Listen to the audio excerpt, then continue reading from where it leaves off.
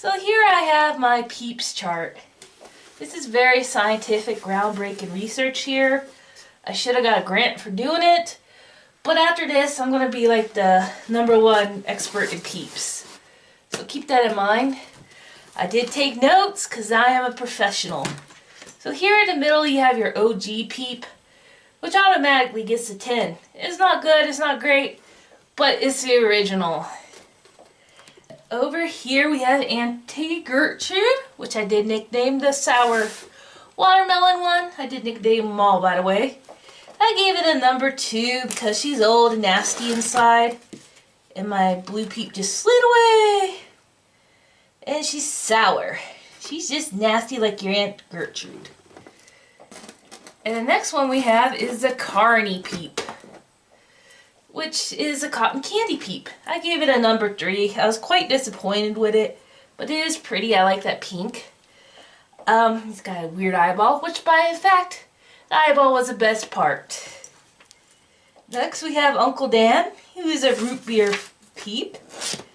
He smells like your Uncle Dan, like beer. It tastes like generic root beer. Not very good. I don't like root beer, so take that with a grain of salt. Over here we have Toucan Sam's Babies. I gave it a #4.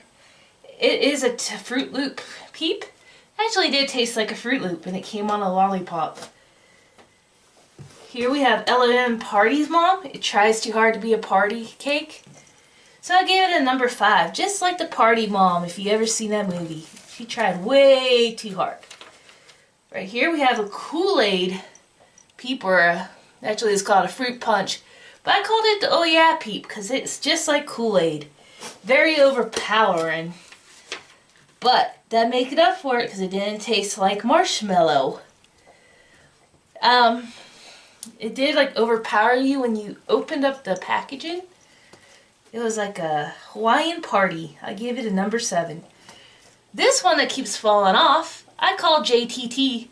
That's a blue raspberry Peep. And he's called JTT because how 90s is blue raspberry. I gave it a #8. It was very, actually it's like time traveling in a Peep. Down here we had the Hottie Peep, which was a Hot Tamales Peep. If you did not know, Peeps and Hot Tamales are made by the same company. I went to the Peep store that was in the Mall America and learned that. It's no longer there, so I'm sorry. But I gave it a #9. It was very good. So we're going to skip over our middle here. And let's go to the delights, the fancy Peeps. So we have an OG Peep dipped in chocolate, which I call the midlife crisis Peep. It is not good at all. He was trying way too hard to be something he wasn't. And just, he's very waxy actually. So I think it actually made it worse than the actual Peep. Somehow. So I had to give it a #1. The next one I have here is a coconut dip Peep.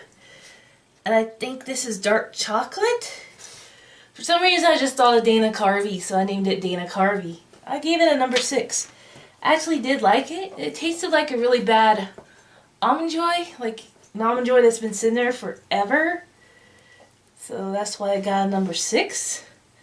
Next one we have down here is a raspberry fudge dip Peep, which I just called raspberry beret because I got stuck in my head. I gave it a #7. It was pretty good. It was a bit sour at first, but the fudge made up for it. And over here we have I had to read this one, chocolate caramel swirl. And it was a Peep with guts. Doo doo doo doo doo. Remember that show? It tastes like a Frosty. And it actually had caramel inside of it. It's actually really good, but not quite a 10. So I gave it a 9.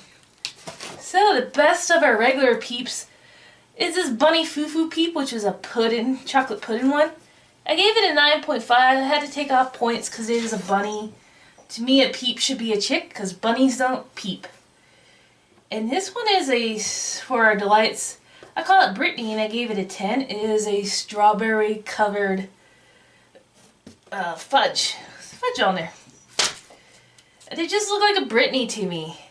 If you're going to buy any Peep this season, let it be the Brittany Peep. And that is my very scientific chart of Peeps. I am now the expert.